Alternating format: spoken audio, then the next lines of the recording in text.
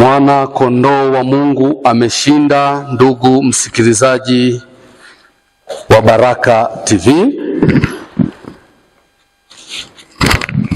mimi naitwa mchungaji Anosisie Mwaikole, ni mwenyekiti katika kanisa la Moravian Tanzania jimbo la Rukwa. Leo nitakuletea ujumbe wa neno la Mungu kutoka kitabu cha pili cha Samueli. Kitabu cha pili cha Samueli, sura ile ya 5, mstari wa 1 hadi mstari wa 16.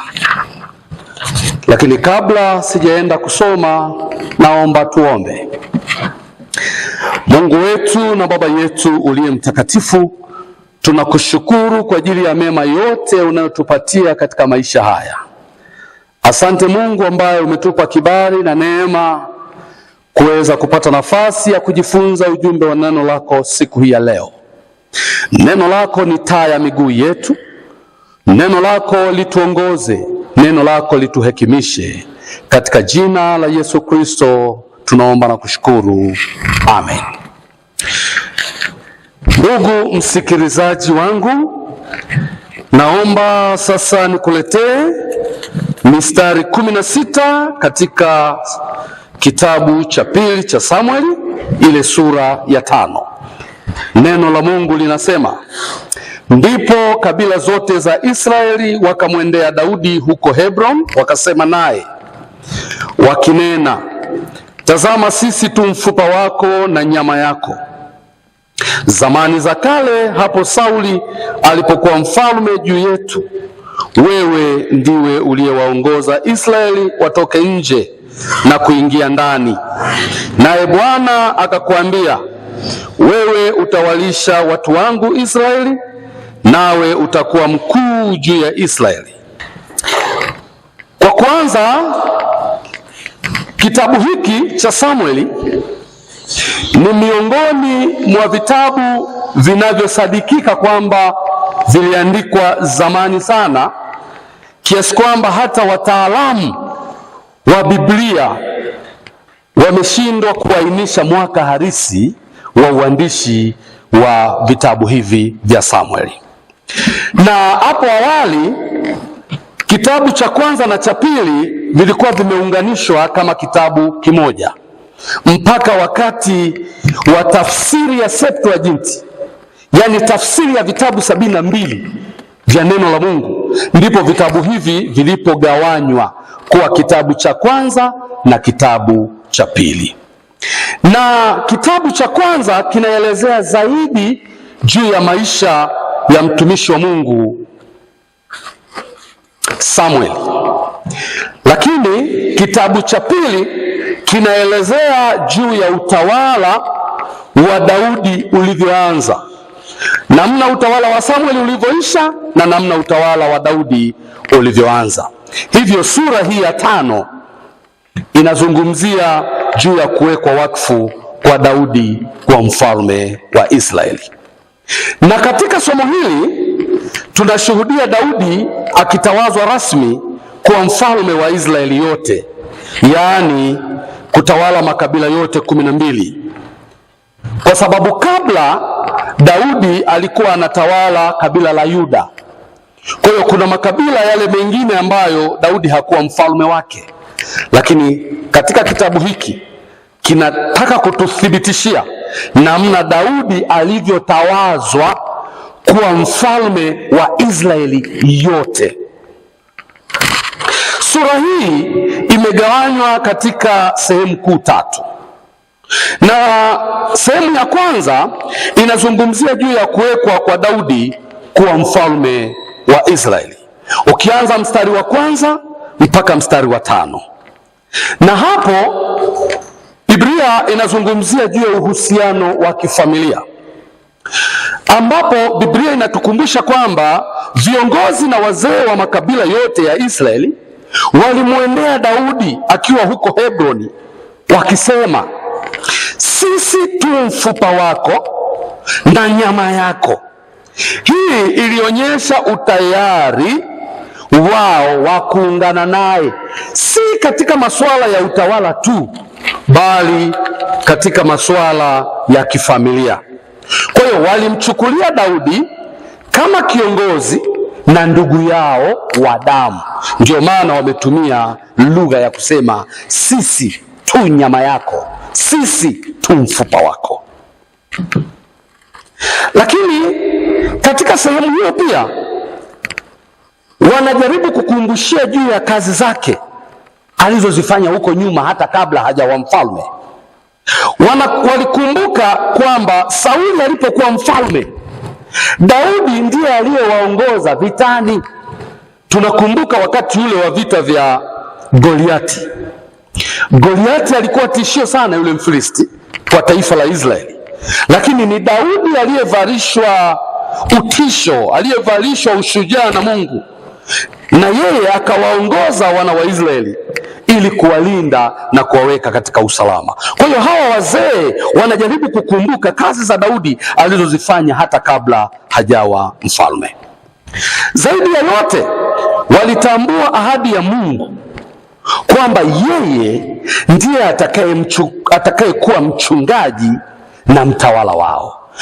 Daudi atakuwepo kama picha, Daudi atakuwepo kama alama, lakini juu ya Daudi atakuwepo Mungu atakayesimama kama mtawala wa taifa, atakayesimama kama mchungaji wao.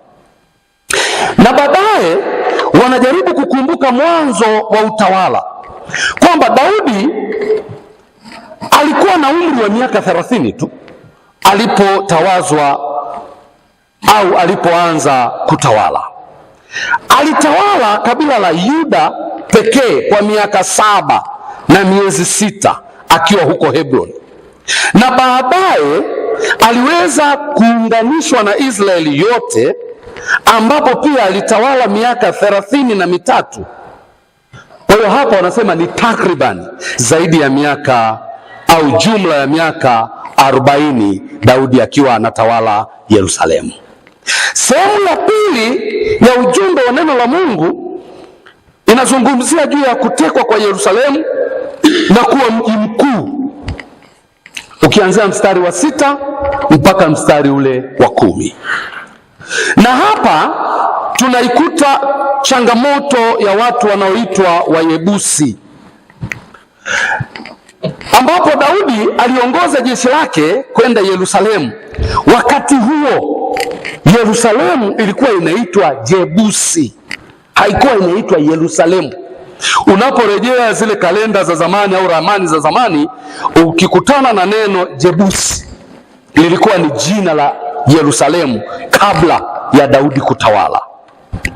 Kwa hiyo wakati huo Daudi aliungana na jeshi lake, akaliongoza jeshi lake mpaka kwenda kwenye huo mji.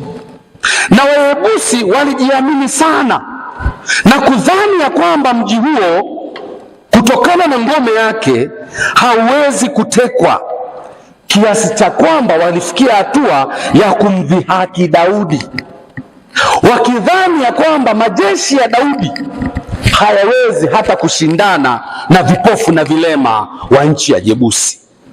Hii ilikuwa ni dharau kubwa sana walioionyesha, lakini atukuzwe Mungu wa Israeli kwamba Daudi alipoingia katika nchi hiyo, alipoingia katika mji huo pamoja na jeshi lake, aliweza kusambaratisha mji ule, hatimaye akaweza kutawala. Kwa hiyo sehemu inayomalizikia kwenye eneo hilo inazungumzia juu ya kushindwa sasa kwa mji wa Jebusi. Licha ya majigambo ambayo walikuwa nayo, Daudi na jeshi lake walifanikiwa kuteka mji huo, na ngome ya Sayuni baadaye ikajulikana kama mji wa Daudi. Katika utawala wa Daudi tunauona ulinzi wa Mungu, na mafanikio ya Daudi hayakutokana na nguvu zake pekee, bali uwepo wa Mungu uliomfanya azidi kuwa mkuu. Na hili lilidhihirisha mpango wa Mungu wa kuweka katikati ya taifa lake mji utakaokuwa mji wa utawala, lakini na mji wa ibada.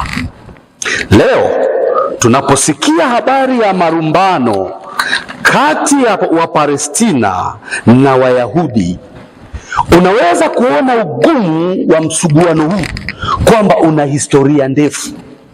Wayahudi wanaona kabisa ya kwamba mji wa Yerusalemu ni mji wao halali toka kujengwa kwa misingi ya nchi ya Israeli.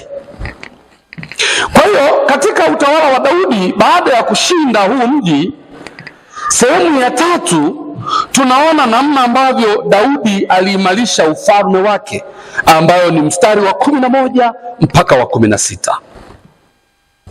Na hapa tunaona habari ya msaada wa kimataifa, ambapo Daudi ili aweze kutengeneza mahusiano mazuri aliamua kuoa wanawake kutoka maeneo tofauti tofauti ili kuondoa vita na msuguano ambao ungeweza kujitokeza kutokana na kwamba sasa ametengeneza undugu wa damu, kwa sababu ameoa mabinti kutoka kwenye nchi zao.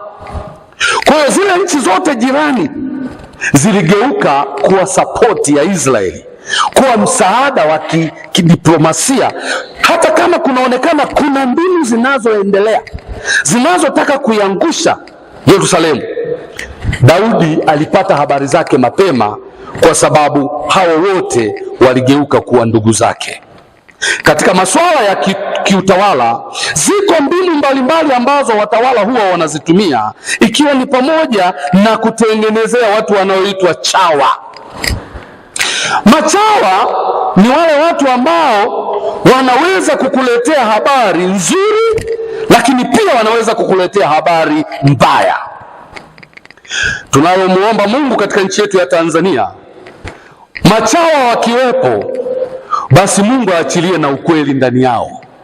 Wasiseme tu habari za uvumi tu wa kumfurahisha mtawala, lakini ni vizuri pia waseme na habari mbaya zinazolihusu taifa, ili mtawala na mkuu wa nchi aweze kuona namna gani anaweza kufanya marekebisho ya maeneo yale ambayo yanatakiwa kufanyiwa marekebisho.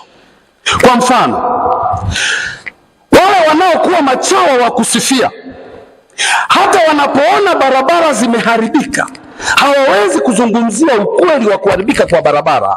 Badala yake watasema, kiongozi wetu, huko kote tulikopita barabara ni lami, barabara inateleza, watu wote wanakusifia. Kumbe maneno haya yanapelekea nchi yetu kuendelea kukaa katika hali ya sintofahamu, kwa sababu jirani ndio kimbilio lako, jirani ndio msaada wako wa karibu. Kwa hiyo ni vizuri kuimarisha uhusiano wetu na majirani, ili pindi tunapohitaji msaada kutoka kwao tukaupate msaada usio na tashwishi. Ukijenga uadui na jirani, unajitengenezea hali ya kutokujiamini, unajitengenezea hali ya kutokuwa na usalama wa kudumu hata katika nchi yako mwenyewe.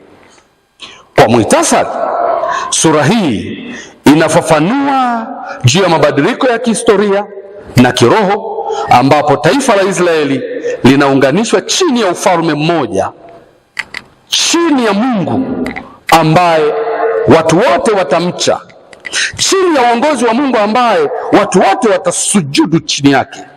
Na Yerusalemu inaanza safari ya kuwa kitovu cha taifa na historia ya wokovu kwa watu wa Mungu. Ndugu msikilizaji wa Baraka TV, ninakushukuru kwamba umeambatana nami katika somo hili. Naamini Mungu amesema na wewe kwa namna moja au nyingine, kwa sababu neno la Mungu huwa haliendi bure. Ninakutakia baraka za Mungu, ninakutakia amani ya Kristo ikae nawe sasa na hata milele, katika jina la Mungu Baba, Mwana na Roho Mtakatifu. Amen.